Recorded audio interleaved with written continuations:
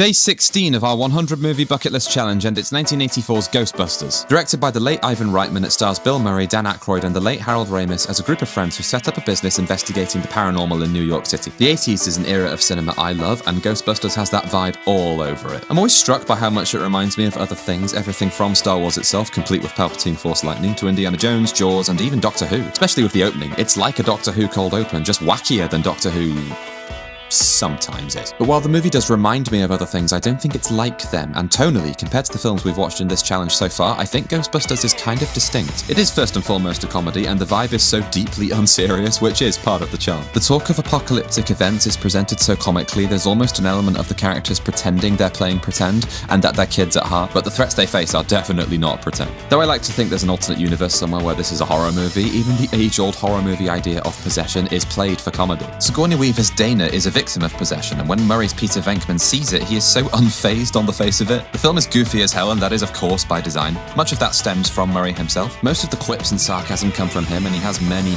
laughs, even if he is sometimes a little bit creepy, especially at the beginning. But the other two leads are really fun as well. Aykroyd's Ray is excitable and childlike, and Ramos's Egon is rigid and stiff, both contrasting the snarky Venkman. About halfway through, Ernie Hudson's Winston turns up as a fourth member of the team, and I think he's meant to act as a POV average Joe to contrast the wacky scientists, but he doesn't have much to do, though he is a likeable enough presence and has a particularly funny moment towards the end. And to be fair, if you want ghosts in your Ghostbusters movie, it does have a variety. The effects are mostly CGI with some practical effects, and they are understandably up and down. You have these dog demons that sometimes appear practically and look awesome, but when they're CG, yeah, not so much. We're back in Doctor Who territory here, which was, especially at the time, infamous for dodgy special effects, but it was also kind of part of the charm. Yeah, some of the CGI isn't great, but because the tone is so unserious, I think it gets away with it. And that's not to say all the CGI is bad. This green guy still looks pretty cool, and the Marshmallow Man looks great. Also, is this the original Beam in the Sky movie? You know, movies from the 2010s in particular, like Transformers, that had a third act with a big beam in the sky, often in New York? Was this the precursor to that? Anyway, Ghostbusters is a lot of fun, and I can't ever imagine myself not being in the mood to watch it. Though I don't think it's a great film, I don't have a great deal of nostalgia for it, so my opinions are mostly through my adult eyes. And as I've said before in this challenge, I would never want to invalidate those feelings if you have them. I truly love that for you. And you can't deny the impact of this film. So much imagery is still so iconic. There have been 4 follow-ups, and it is tonally pretty distinct. This movie puts a smile on my face every time, and if nothing else, that song is such a banger. Thanks for coming to my TELF Talk. I'm afraid you're gonna die.